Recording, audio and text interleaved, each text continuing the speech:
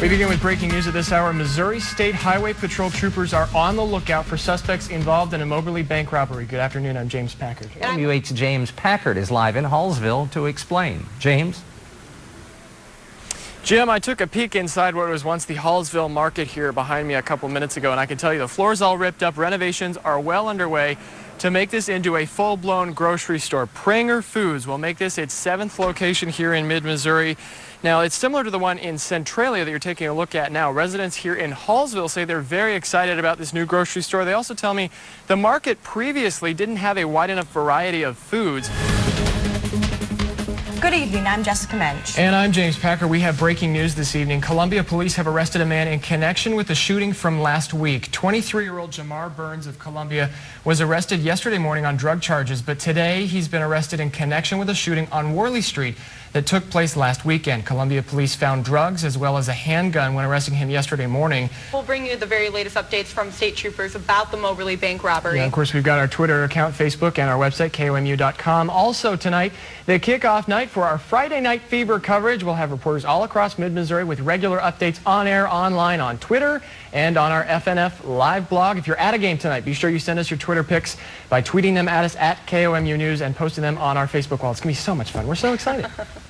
An update now on the search that's underway for suspects in that Moberly bank robbery. We have team coverage for you right now. We'll start with KOMU-8's Alyssa Casares live in northern Boone County where the search is based. A fire broke out in 2 abandoned homes overnight in New Jersey. When firefighters arrived at the scene, both homes were engulfed in flames.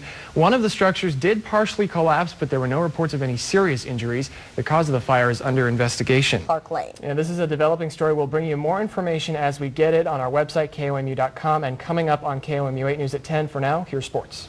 You all know the saying, everything's bigger in Texas. We've all heard that, right? That must mean closets, too. Investigators are searching for a thief who stole up to $1 million worth of designer handbags and jewelry from a woman's 3-story closet. That was a good reaction. 3 stories. Homer is an entrepreneur and a philanthropist. And get this, she says she built the closet so she could host fundraisers. Who knows what that means? In the closet. The damage from Monday's storm is still so visible here in the Grasslands neighborhood. As you can see, this house behind me still has a tree laying on top of it from Monday's storm. Now, one neighbor I spoke to said that crews were out here early this morning before 7 o'clock to work on damage restoration. She said that crews have been friendly, they've been diligent, they've been cheery. Another resident I spoke to here in this neighborhood, however, said he wasn't as happy about the situation. Police say a man is behind bars after he broke into the Kennedy compound overnight. Authorities say 53-year-old James LaCroix told them he was inside the home because he wanted to talk to a member of the Kennedy family, and get this, he was also looking for the singer Katy Perry. On your forecast, KOMU-8 News today, he'll start at 4:30. You're starting at 4:30. I'll be there. I'm just going to sleep here tonight. I'm not going to take a break. I'll see you at 4:30. And then he'll be... That when they turned off the light and they heard the bat noises. Well, the adventures of being a kid. The park also hosted an event tonight that gives participants the opportunity to watch bats fly out of Devil's Icebox. Now, if you missed the event tonight and are still interested, the park is hosting another viewing next Saturday. The event is from 7:30 to 10:30 p.m. and includes looking at photos, playing games, and learning about bats. There's been a breakthrough of sorts at the crash site of Malaysian Airlines Flight 17. We'll tell you what the rebels have done and why some still aren't happy with the response. Wildfires continue to engulf towns and homes in Washington state today.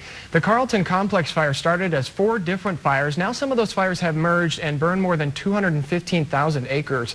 Experts say wind and humidity have made the wildfire even more volatile. Back with us. It's been so nice. We've been in the sweet spot. And here comes summer. I think it's pool time now. Yeah, I think so True. too. Good Very thinking, true. Tim. I like it. All right, Eric, thank you very much. Now, this tease is full of cliche, just fair warning. I scream, you scream, you know the phrase. We all scream for ice cream. And this hurricane or tropical storm, I guess the 1-2 punch really, is kind of rare in this area. Can you talk a little bit about why that is? Yeah, so... Yeah, okay. And meanwhile, we just had some recent weather here. You know, we have next couple of hours. Good. We'll talk about that coming up. Thanks, Tim. When it comes to the housing market struggles, the biggest issue is supply and demand. See how struggling homeowners are making the transition to landlords to help ease the financial pain, coming up in about 8 minutes. All right, Jeffrey, thank you. And as he mentioned, we will keep you updated at KOMU.com for the latest. After nearly 2 weeks of unrest in Ferguson, things seem to be down to a simmer. The violence has calmed down in the St. Louis suburb with only 7 arrests yesterday.